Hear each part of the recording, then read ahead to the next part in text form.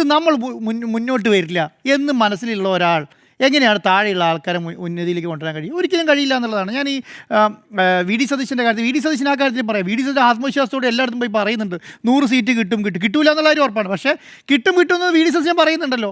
സണ്ണി ജോസഫ് അത് തന്നെ പറയുന്നുണ്ട്. ഇങ്ങനെ മേധാക്കന്മാർ മാത്രം പറഞ്ഞാൽ പോരാന്ന്. ഈ എന്താണ് കേരളത്തിലെ പാർട്ടീൻ്റെ അവസ്ഥ എന്ന് പറയുന്നത്? പല മണ്ഡലങ്ങളിലും ബൂത്തിലിരിക്കാൻ ആളില്ല, ബൂത്ത് കമ്മിറ്റികളില്ല, ബൂത്തിൽ പ്രവർത്തിക്കാൻ ആളില്ല എന്നുള്ളതാണ്. ഇനി എത്ര നാളുണ്ട്?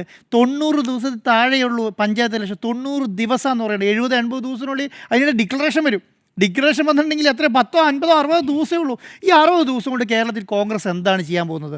60 ദിവസങ്ങൾ എണ്ണി വെച്ചോ. നാളെ തുടങ്ങി ഓരോ ദിവസം. ഞാൻ ഇന്ന് ശ്രദ്ധിക്കുകയായിരുന്നു, എന്താ അറിയോ, ഇപ്പോഴും കോൺഗ്രസിൻ്റെ പ്രധാനപ്പെട്ട നേതാക്കന്മാർ സാംസ്കാരിക സമ്മേളനം ഉദ്ഘാടനം ചെയ്ത് നടക്കുകയാണ്. അയ്യോ, സഭ നടത്തുന്ന പരിപാടി അവിടെ പോയിരിക്കുന്നു. എത്ര ആൾക്കാരാണ്? എല്ലാ സാംസ്കാരിക സമ്മേളനങ്ങളാണ്. അവാർഡ് മേടിക്കാൻ പോയിരിക്കുന്നു, മറ്റുള്ള പരിപാടികളൊക്കെ പോയിരിക്കുകയാണ്. അവിടെയൊന്നും എന്തില്ല, ഇവിടെയൊന്നും നേതാക്കന്മാർ ഒരു ജില്ലയിൽ പോയി നിന്ന് അത് ആ ജില്ലയിൽ ഇത്ര ബൂത്ത് കമ്മിറ്റികളായി, ഇത്ര മണ്ഡലം കമ്മിറ്റികളായി, മണ്ഡലം പ്രസിഡന്റുമാരുടെ ചർച്ച നടത്തുന്നുണ്ടോ, ബൂത്ത് കമ്മിറ്റി ചർച്ച ചെയ്യുന്നുണ്ടോ, ഇവർക്ക് ഫണ്ടുണ്ടോ, ഇത് എങ്ങനെ ഗൈഡ് ചെയ്യണം, ഇങ്ങനെയൊന്നും ഇല്ലാന്ന് വെറുതെ നമ്മളിങ്ങനെ പറഞ്ഞിട്ട് പറയും ഞങ്ങൾ 100 സീറ്റിൽ ജയിക്കുന്നു. ബാക്കിയുള്ള പാർട്ടികളൊക്കെ വെറുതെ ഇരിക്കുകയാണോ? ഇവിടുത്തെ BJP വെറുതെ ഇരിക്കുകയാണോ? ഇവിടുത്തെ CPM വെറുതെ ഇരിക്കുകയാണോ? ഇതൊന്നും വെറുതെ ഇരിക്കാമല്ലോ.